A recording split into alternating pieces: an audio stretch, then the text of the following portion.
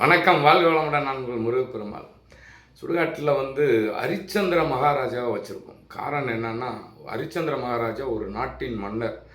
வீடு, மனை, மக்கள், நாடு, மனை, குழந்தை, செல்வம், பொன், பொருள் அனைத்தும் ஆண்டு அனுபவித்து தன்னை விட்டு விலகி இந்த உடலுக்கு தேவையான அனைத்தும் தன்னை விட்டு பிரிந்து உயிர் மட்டும் நிலையானது என்பது மெய். மெய் என்பது உண்மை. இந்த உலகத்தில் அத்தனையும் தன்னை விட்டு போகும், எதுவும் நிரந்தரம் அல்ல.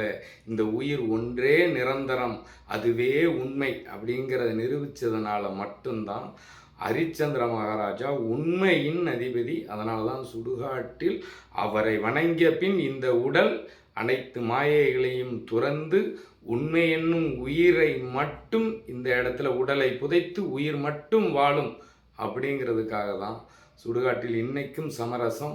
உண்மைக்கு முதலிடம், உண்மையான ஒரு இடம் சுடுகாடு.